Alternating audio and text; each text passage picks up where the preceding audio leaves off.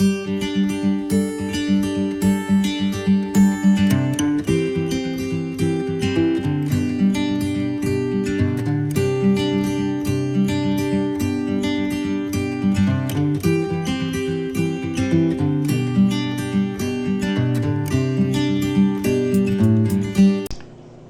today is the National Day of Prayer, and I hope that if you have not already participated in a public worship time by prayer, that you'll have a private one with your family or just by yourself, and you'll lift up the nation and the world to God in prayer.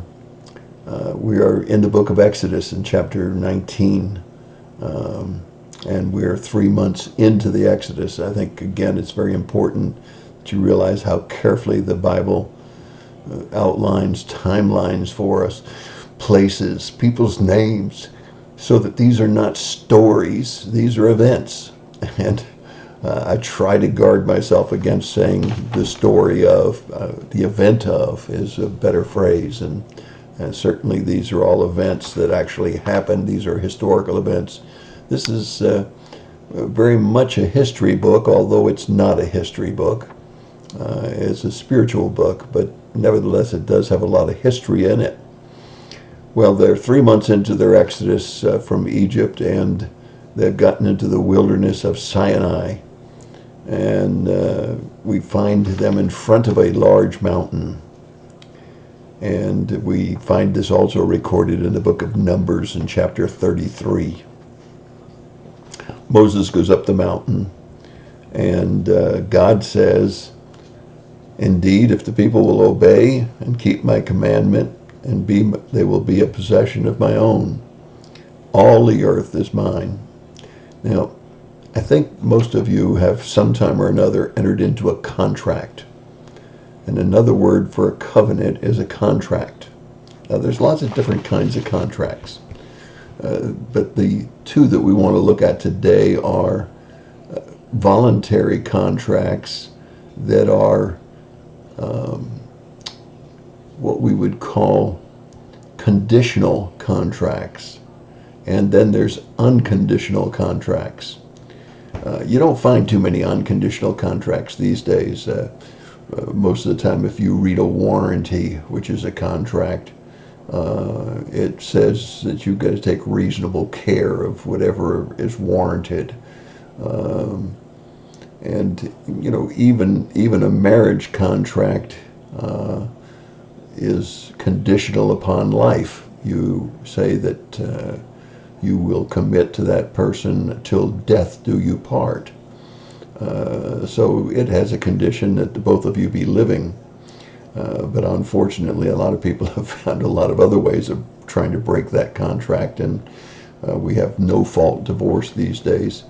So we have a conditional contract here because God has clearly said, if they will indeed obey and keep my commandments, then they will be my people. All the earth is mine, and they shall be a kingdom of priests, a holy nation. Speak these words to them. And so God sends Moses back down, and Moses obviously tells the people what God has said, and the people enter into this contract by saying, and it says very clearly in verse 8, all of the people said, "We will do this." So I think that's important. Took the answer of the people back up to the Lord, and once again, God has entered into a contract with his people. Now, there are lots of contracts that have already occurred. There's the Noahic, that's the covenant God had with Noah. There's the covenant that God had with Abraham. And if you really want to think about it, there was a contract, a form of contract with Adam and Eve, which was that they could do whatever they wanted to do, eat whatever they wanted to do, except from the tree in the center of the garden. And they broke the contract, obviously. So God does something extremely interesting here. You're going to want to read this for yourself, Exodus chapter 19. And he says, "Tell you what I'm going to do. In 3 days, I'm coming down so that the people can hear me talk with you, so that they'll believe you forever. And he said, I want you to consecrate them. I want you to set them apart. I want you to have them clean their garments. And I want them to understand there's boundaries. They're not going to come up onto the mountain. I'm going to be speaking to them from a cloud. And they're not to come beyond a certain point. So there are boundaries that have been set for this meeting between God and the people. And it tells us that there's going to be lightning, a cloud, a trumpet, and it says the people trembled. And so we see Moses again speaking to the Lord, and the Lord answering in this thunderous voice, and even the priests were there.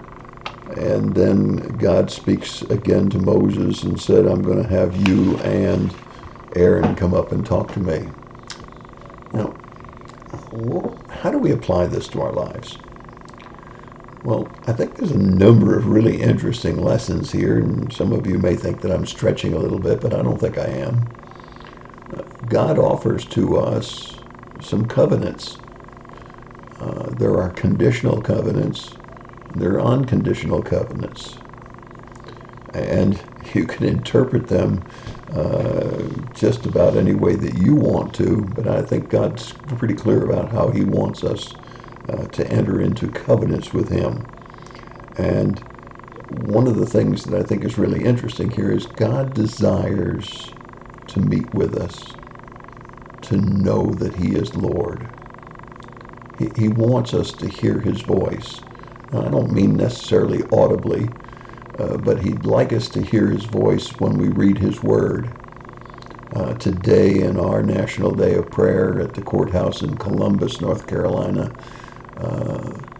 we had over 7 ministers that took a few minutes each one with a certain area of prayer, and one of the final prayers was about repenting and turning back to God.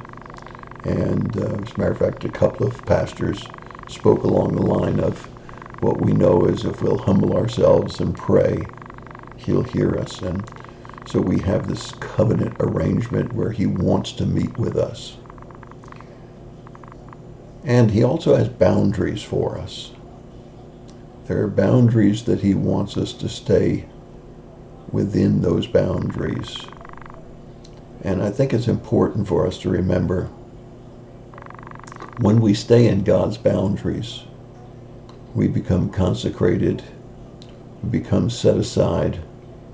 We all, whether we're called to be a pastor or a minister of any kind, are priests, a holy nation. And that comes from a consecration and a relationship with God. And it's important for us to understand that within that holy relationship, that there are boundaries set. And we need to be so careful that we stay within God's boundaries, that we stay consecrated, and that we understand which covenants are conditional and which ones are unconditional.